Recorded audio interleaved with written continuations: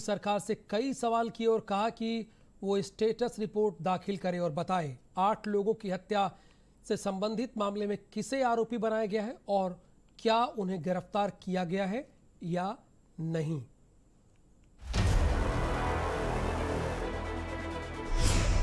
लखीमपुर खीरी कांड की supreme court में सुनवाई। सुप्रीम कोर्ट ने यूपी सरकार से पूछे सवाल। हत्याकांड में किसे बनाया गया आरोपी, आरोपी को गिरफ्तार किया गया या नहीं। सुप्रीम कोर्ट ने हत्याकांड की मांगी स्टेटस रिपोर्ट।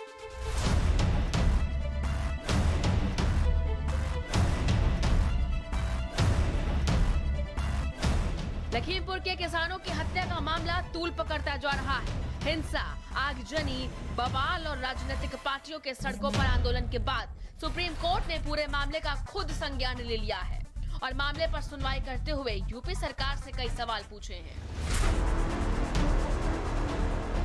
इतना ही नहीं, सुप्रीम कोर्ट ने सरकार को फटकार लगाते हुए पूरे हत्याकांड की स्टेटस रिपोर्ट भी मांगी है। लखीमपुर खीरी हिंसा मामले में सुप्रीम कोर्ट ने आज सौता संज्ञान लेकर मामले की सुनवाई शुरू कर दी।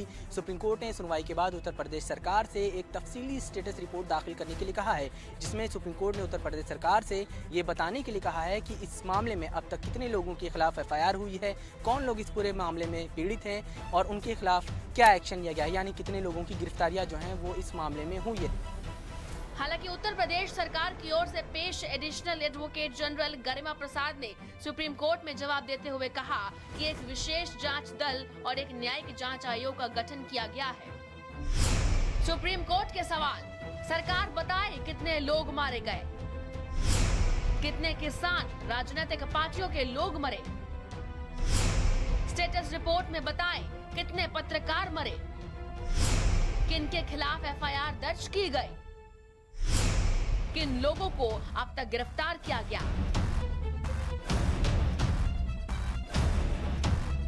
सुप्रीम कोर्ट ने यह भी कहा कि इलाहाबाद हाई कोर्ट में जो याचिका दाखिल हुई है उसके ऊपर क्या स्टेटस है, क्या सुनवाई शुरू हुई है या नहीं शुरू हुई है, इस बारे में भी उत्तर प्रदेश सरकार को अपनी स्टेटस रिपोर्ट में बताने के लिए कहा गया है।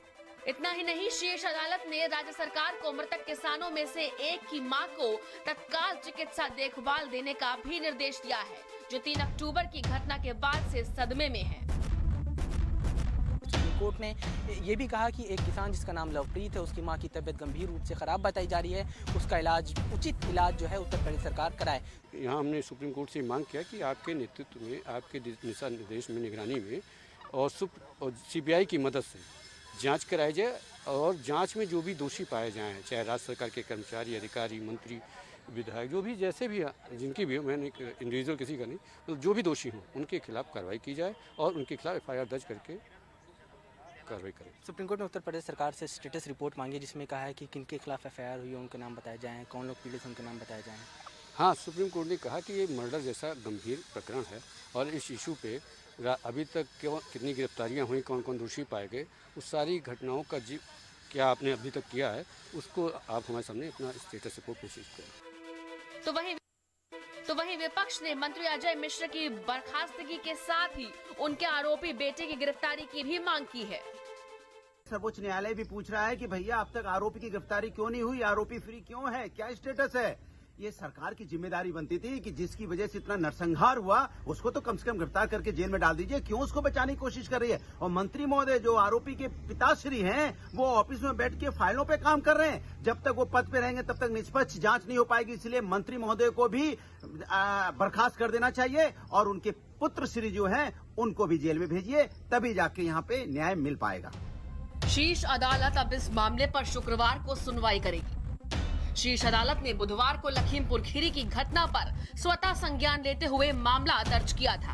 इस घटना में 8 लोगों की जान चली गई है। स्पेशल रिपोर्ट, भारत समाचार।